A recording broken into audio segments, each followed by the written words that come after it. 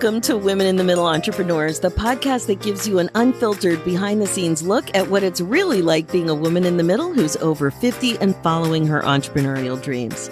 Grab a superhero cape, girlfriend, because you deserve one. I'm your host, Master Certified Life Coach and Midlife Mentor, Suzy Rosenstein, and I am excited to inspire you with interviews that feature all of this midlife amazingness. Let's go.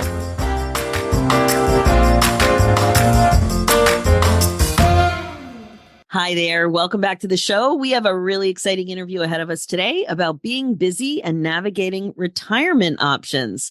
Today, you'll be meeting Kathleen Krueger, a woman in the middle entrepreneur who went from bookkeeping to a successful writing career and is now working on being intentional about how to transition into her next phase of life. Welcome to the show, Kathleen. Thanks so much for joining us today.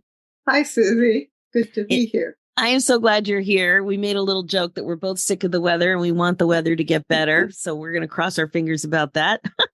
Now, I know we're going to have a great conversation about your midlife entrepreneurial journey. We'll be talking about your business, what's going really well, and also what midlife issues might be getting in your way to some extent and might be challenging for you in your life as well as being a business owner. So let's kick things off with my favorite questions. How old are you? How long have you been an entrepreneur? And some details about your entrepreneurial journey and business. So take it away. Yes, the question that people have always said women don't want to answer. How old are you? But around here, we love it. That. We love it. I'm 66. Woohoo! And I became an entrepreneur at 54 when I actually officially quit my job and went on my own as a freelancer. That I'd always wanted to do, to have the flexibility of working on my own, working from home particularly. And I had been a bookkeeper in the construction industry for over 20 years. I liked what I did. I'd even tried a couple times to see if I could start a bookkeeping business on my own. That was hard to do without actually leaving my job and working on it to do that. So that didn't happen. But in 2009, I began doing some writing, more creative writing poetry actually, and got connected with the writing world. And I found them very supportive, and I discovered that some of them were actually trying to make some money writing words. What a shock when you're so, working, doing what you're doing in a completely different part of the world with completely different people. And then you venture out and what do you know? Look what's going on here. Big surprise. Yeah. If you're not connected in freelance writing, you think of writers as authors or maybe journalists. And that's our connection generally with writing. But I discovered there's all different types of writing out there. There are people who like the news and the journalistic area, but there are also those who like to write recipes, those who write technical manuals. People who write articles on whatever it is that their area of expertise is. And so I decided I would start looking into this and see what the opportunities actually were. And if there was some way I could use my writing skills to create an income. Now, right away, I'm thinking, okay, you've been a bookkeeper. Bookkeepers aren't doing a lot of writing. So where did this come from, right? Like, did you go to school are you a numbers girl? Or are you a words girl? I'm a little bit of everything. Actually, I was a bookkeeper, but I was in a firm that was very small and grew larger. So initially there was like 4 of us in the office, and I was the bookkeeper and the secretary and the receptionist, and gradually grew. So we added people. So writing for business had been a part of my job a lot of times, especially for a small company where I'm writing the marketing things, or I'm writing the contracts and the specs and those types of things. But I never really thought anything of that. I Like actually found if it you would very have easy. if you would have written a resume, like instead of going on your own, if you would have written a resume at that time, would you have listed writing? Like, did you think enough of your writing skill?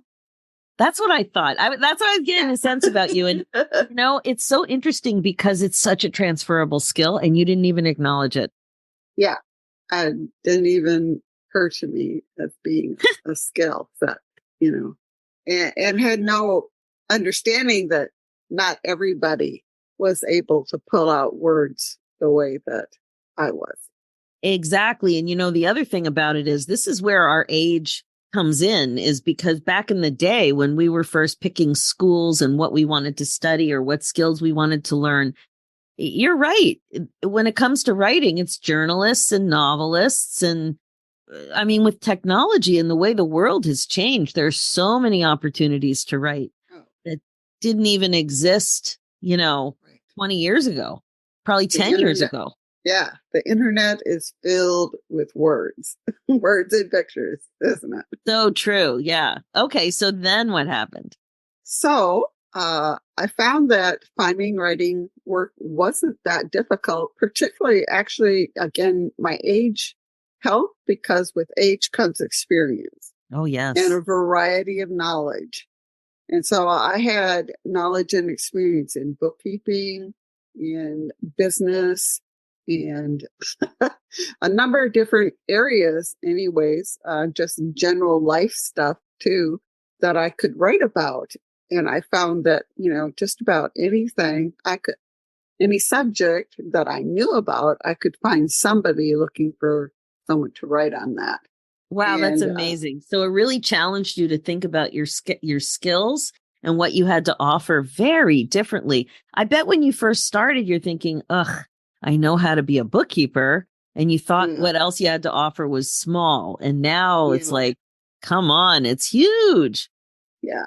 I did take a 1-day course from an experienced copywriter who really helped a lot, because he really drew those things out from the small group that was there, asking about, what do you know about? Anything you know about, you can write about, and one person said, well, I teach piano lessons. And he says, okay, so you know about music, and you know about instruments, and you know about lesson planning, and these different things, and just making us think beyond what we had ever considered of things that we could write about. I love that so much. Honestly, I can't even tell you how often it's come up between this podcast and interviewing entrepreneurs and my original podcast, The Women in the Middle, interviewing all kinds of people who were stuck and then became unstuck because they got enough courage to make a big change. This transferable skill thing is a dark hole when it comes to midlife women. We just don't get it. We just don't get it on any level because we're minimizing how amazing we are. That's the bottom line. You had no idea you were as amazing and talented and skilled at so many things. It's so great. And so many That's different so great. topics. I mean, something as simple as parenthood, or selling or buying a house, those different things. When I first started writing, a lot of the topics were very simple like that. They were the lists of 10 of, 10 ways to keep your toddler busy. You're right. You wouldn't even think that was a skill, but it's something you spent years doing. Yeah. So a lot of the things that I wrote about, I didn't have to research per se. It was just life skills and life topics that you could write down, and just had to be able to communicate them well. Wow. That's great. So all of a sudden you're appreciating high school English, taught you how to write some basic stuff, and now you're rocking and rolling with it. That's great. So you said it wasn't that hard to find work. That's fascinating to me because one of the things that challenges so many entrepreneurs is to understand a new network. So how did you find that network? Google is my friend. the Google is your friend. Absolutely. So that, and the other thing with writing now is that it doesn't matter where you live. And back in the day, like I remember in my last job job, I was creating a children's book and I was working with an illustrator, and the illustrator pointed that out to me, that back in the day he needed to submit artwork in person. And now with technology to communicate files and images and whatever, it didn't matter where you live. So it's both an opportunity and also it increases competition. So I'm sure, was that something that came up for you too? Yes, definitely. You're definitely dealing, especially with writing, with an international market out there, both for your clients and your competition. And that scares some people away. They're like, how am I going to compete with somebody from the Philippines or India or whatever? And I found that really wasn't an issue, that there are clients for them and there are clients for me.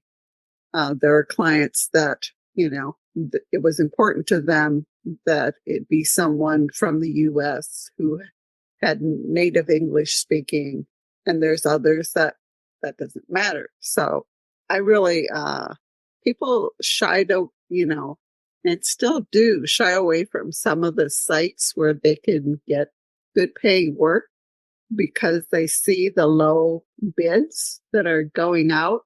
And I just tell them that doesn't matter. You really don't pay any attention to that. Because that's where I actually got my first work, was on bid sites like Upwork. Oh, okay. Sorry, I didn't mean to step on you when you were talking. That's all right. So would you say it's not so much about relationship building when it comes to getting leads for work? Or is it still a lot of the bidding sites and a lot of the relationship stuff? It depends a lot on where you're at in your career and whether or not you have a specialty. Those things figure in. For when I was first starting out and really had, at that time, it was 2010, I didn't have anybody to guide me.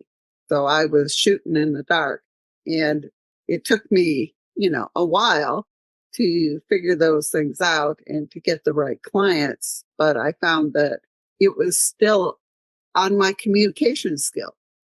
If I could communicate to them that I knew what they wanted and I could provide it and why I would be the one they would want to hire, then I was getting hired. And once I got hired, then I had that chance to prove myself. And I just kept doing that. Well, I'm finding your story delightful, I have to say, because it sounds to me like you're an accidental successful entrepreneur. Am I right?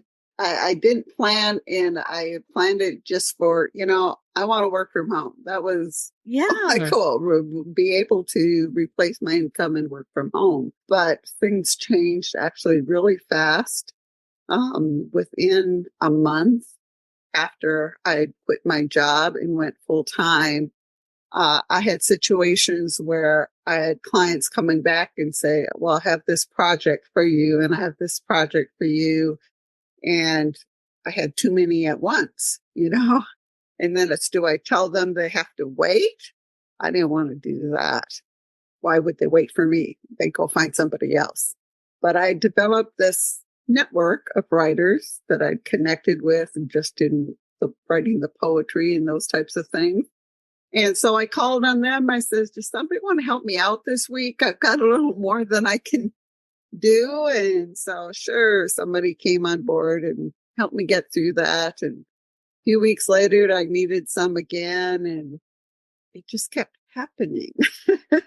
Oh my pretty God. soon I had more than one person helping me out because it was just. Now what's pretty soon? Because in a month, it's already a problem. So pretty soon, how fast are we talking about here?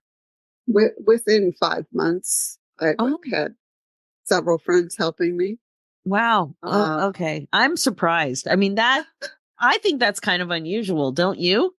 well, I think people don't think to do that. They don't think of, well, I could hire somebody else to help me out through the high things. And, when I don't need them, then I don't need them, right? They're not my employee. They're freelance.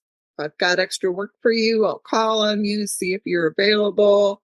That's what I was doing. And like I said, yeah, I think a lot of people, it doesn't occur to them to do that, especially if No. you have the mindset that other writers are your competition. And Right. I did not have that. Why And didn't you have that? Come on, Kathleen. Why didn't um, you have that? I didn't Because know you're any so new better. to it? Because your identity wasn't thought Actually, of a writer? no, I think it was because of my time spent with the writers in the year or two ahead of that. They had been so supportive. Mm. Everybody was helping each other out in a very positive way. And here's this, here's how you do this. My first magazine writing article, it was because another writer said, how I have the email to the editor for that magazine. Here, I'll do an introduction. And I've just found that to be very true across the writing world. Wow. People do not see each other as competition. This is cool. I have to say, you're an accidental writing business success story, like as an entrepreneur. So you say that you're mostly retired from the business now, but it continues to provide you with an income and you're servicing clients who are primarily digital marketing firms and Correct. website designers. So tell me about how you made that decision and when you first started to shift into this new phase. Well, it's been a gradual thing. I mean, as my business grew, I have to say about a year into it, suddenly I realized, oh, I have a team. Oh, And I I had, accidentally am building the yeah, structure to scale yes, my yes. business. But I had to start, as a bookkeeper, I started looking at my numbers and I'm like, I'm not making more money. I mean, my revenue is up here, but my profit hasn't changed. That's not what I want. So I made some adjustments there in how I structured my finances and how I approached my business. And that allowed me to grow more. And as I grew, I found then all of a sudden I'm doing all this admin work, which now I'm getting paid for, but I would like to do some writing too. That's what I was in here for. So then I started looking for help on the administrative side, and that was challenging. I tried hiring a couple of VAs just offline, didn't work out too well. Tried a friend, she tried real hard, but it just wasn't cutting it. And finally, I hired my sister. And she has been awesome. I think partly because she's not afraid to challenge me and ask questions or, tell me, I don't think this is the right way to do it. And so she became my part-time project manager and allowed me to move back more into a writing role. And I I promoted myself as a specialist. My team still handled my marketing clients, but I specialized in custom website copywriting and was able to charge a lot higher rate and had a lot of fun with that. And my sister became more and more comfortable with leading the team. And so I started gradually taking on less work and leaving more up for her to run things. And last year, I finally was like, okay, I'm 65. I want to see if I can step out of this and just let her run it and not be writing at all. And I knew that would decrease my income, but still the company would continue to bring in. My actual biggest concern was that I would miss it, that I would be bored. Mm-hmm. I liked what I was doing. I liked business and I liked being involved. And so that was a big concern for me. So, what did it mean for you to turn 65? Because I've talked to a lot of people and not everybody's under 65. So, for you, what was going on? I know somewhere in our notes you mentioned caring and supporting aging parents. So, was it the other things in your life that were becoming bigger, or what was happening? That was part of it. Part of it was my husband had been retired for a number of years. He retired actually quite early.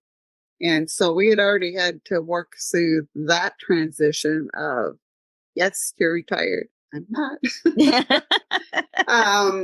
Exactly. But we worked through that. But yeah, it's parents were aging. His mom passed away. And then in the last few years, my dad was declining. And in 2019, I think it was, his dad and my dad both had strokes and had to move out of their homes. And so really needed our support a lot more. So that was a big thing. Yeah.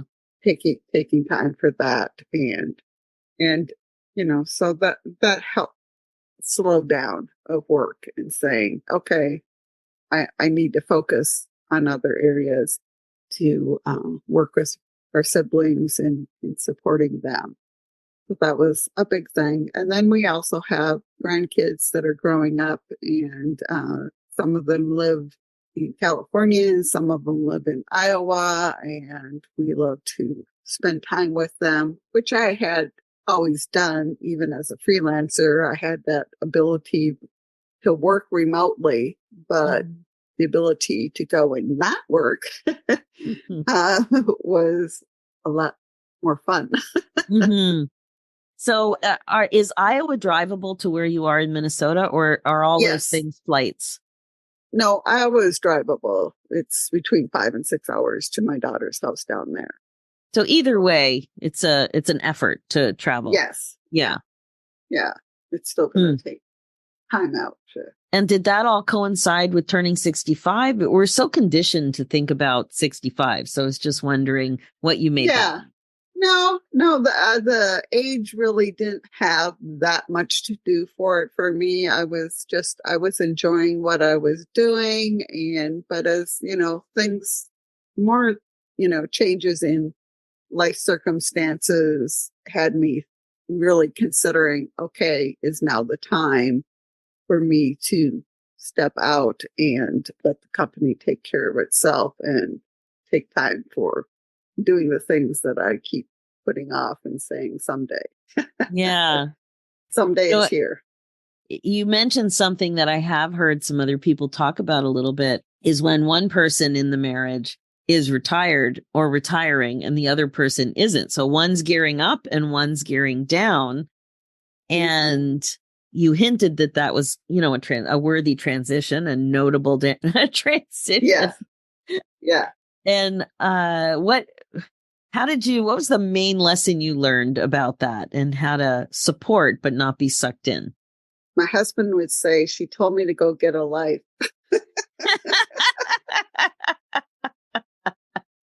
So he had some work to do in that regard. Well, he had to figure out what is this going to look like for me? What do I do with my time now? And finding out that, he couldn't just call on me to, oh, let's go to lunch or whatever. And I'm like, well, let me look at my calendar. And so that was me being more before, and I'm working at home, but no problem because there's nobody there. But when there's somebody there, and then it's having to figure out those boundaries of saying, okay, you can't just come in and chat whenever you feel like it. There are times when I need to be focused on what I'm doing, and and him learning to understand that and be supportive of that. But we worked it out. But Yeah. I mean, it takes time. A lot of, certainly not all, but I have heard plenty of people say that their husbands didn't have the social network ready made and ready to go. Right. Especially because he retired early. That was actually harder for him. Mm-hmm. Now, right now, almost, everybody else that his friends are also retired, but he retired much closer to 60. And so a lot of his friends were still working. Interesting. Yeah. And so that was a particular challenge. But then he didn't just stop working. He found part-time things that he enjoyed doing and kept him a little busier. So that's great. So you said in your notes that the big question that's really weighing on you is what this next phase looks like, this transition, because you're in charge. You can go slowly. You can make it a fast transition. You can dip your toe in. You can do whatever you want. So some of the questions you have asked are, what happens when my business manager decides to retire or no longer can manage the business for me? Do I sell the business? Is there someone else who can fill those big shoes? If I have a significant loss in my client revenue, do I step in and pursue new clients, or do I allow the business to gradually diminish? So would you say, as I'm looking at you, you look like, oh my God, this is a lot. Is it a constant source of spin? Well, it's something I have been looking at the different angles. So I have talked to a couple of different financial advisors about what it looks like to sell a business of my type and my size. What would I get from that versus if it stays going longer? If I sell it, then yes, I'm going to get considerable amount, but once that's paid off, then that's done. Where the longer it can keep going, providing the income that it does for me is the optimal. So I've also been talking I have a daughter who works in the business, and would she be willing and able to transition? At this point in her life, she's thinking that's a possibility, but will she still feel that way in 2 years? Life changes. Yeah. And so I'm still kind of keeping my options open, looking to see what happens in the next year or two before making such a decision. But it's going to impact our finances, definitely, and what involvement I still have with the business. Well, you raised a very interesting question or observation when I asked in our notes about what was most surprising for you about being a woman over 50 and being an entrepreneur. And you noted that it was a positive surprise that the opportunities as a business owner are much broader and long lasting than if you were an employee at this stage of life. So can you comment a little bit about that? Like, are you noticing things with your friends? Yes, I've definitely, I know some people who have lost jobs, even in my own, actually the job I'd been at for over 20 years. I was laid off in 2008 in the accounting department, even though I was the one who had been there the longest. And I had trained most of the others there. And the only reason, honestly, that I can point to was because I was the oldest person. I didn't make the most. There wasn't that. So, because that's what people mostly assume. And I said, no, I don't think so. I think I have a shorter shelf life. I did interview somebody on the other podcast, Women in the Middle, about ageism in the workplace. Yeah. So it's interesting because you're right. Even though you're an accidental entrepreneur, you're seriously successful entrepreneur. So it came to you kind of so organically and sweet. That's why I used the word delightful, because I think your story is just so cute. The way you're so unassuming and, and you steered the ship into a lovely business, very successful, hiring family, thinking about succession, doing what you love. And then when it was becoming too administration focused, you figured that out. Really, really fun for me to hear. It really is. And now to see that, yes, as an entrepreneur, it doesn't have to be the booby prize if you get laid off. It can be the gift you couldn't give yourself. Absolutely. I mean, and I've seen, I had a friend who went back to school and got her master's at, around that age, around her 50s, and getting a job she found was very, very difficult.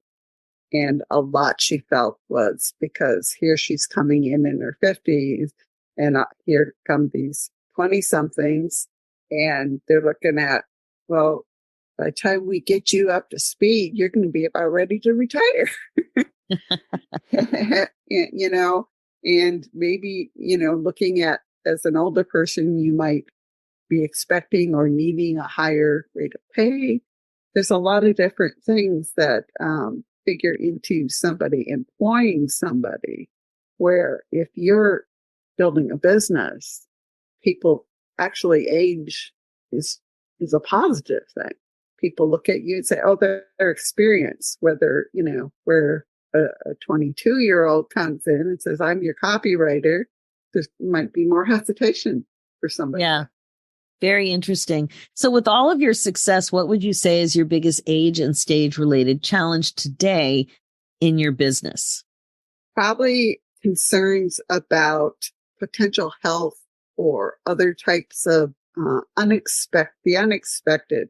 Yeah. Is a bigger concern, especially as I've stepped out of the business and, okay, if something happens, like I said, to my business manager or to myself, and who's gonna take charge of this and the decision. So definitely putting some things in place, talking to lawyers, and making sure that the company has a path to go if something drastic happens. Right. So that the part that we can't control. So you can control maintaining consistency and coming up with a plan as long as everything's okay. And if something's not okay, you need to figure that out and work out your choices. Well, one of the things that I know you feel strongly about, because you're walking the walk, is that your business can operate without you. Yes. Even though that might be hard to believe for an entrepreneur. Oh, but yeah, it really can. It can, and you can actually enjoy time. It was something that, like I said, I was concerned about, that I would really miss the challenge and the involvement. But yeah, the company is running well. I have good people in place, and I have found that I really enjoy sleeping in. The mornings are much better when they're relaxed. Much slower, I'm not gotta check my email and see what's happening today. What fire do I have to put out? And pursuing some of the things that I haven't for years and years. I started painting, which I used to do when I was younger.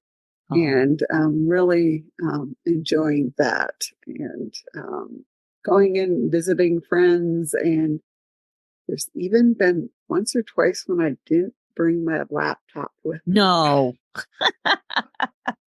Which was, my husband tell you, she didn't go anywhere without that.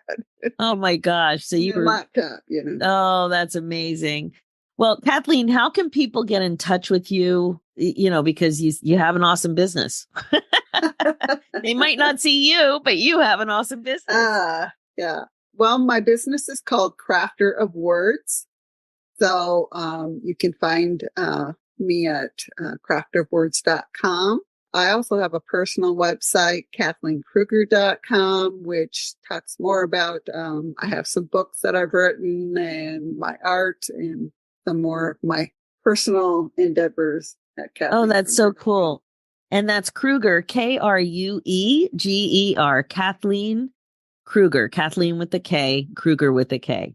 That is amazing. Kathleen, thank you so much for taking the time to share your story about being an accidental successful entrepreneur. I really appreciate how thoughtful you are about the rest of your journey into retirement and beyond, and navigating the way through it, like just the way you really broke it down as to what's really going on in your life. Thank you so much for that. I know a lot of people are really going to relate. Thanks, Suzy. I totally love what you're doing. And that's a great way to end. So that's it for now. If you're listening and loving what you hear, please like and subscribe. Reviews are great too and much appreciated. And if you're a woman in the middle who's 50 or over and an entrepreneur and would like to come on the show, please go to www.midlifeinterviews.com and fill out an application. We'd love to have you on to share your story. So thanks so much for listening. It's never too late for you to put yourself first and for you to put yourself on your agenda. I'm Suzy Rosenstein, and I'll talk to you again soon. Now, real quick before we say goodbye, if you are connecting with the show, I'd love to invite you to a happiness breakthrough coaching session. It's my laser-focused coaching call that will help you get clear about what's getting in your way as a woman in the middle entrepreneur and confident about your next steps to more happiness in your next chapter. Head over to www.nextchapterbreakthrough.com. Talk to you soon.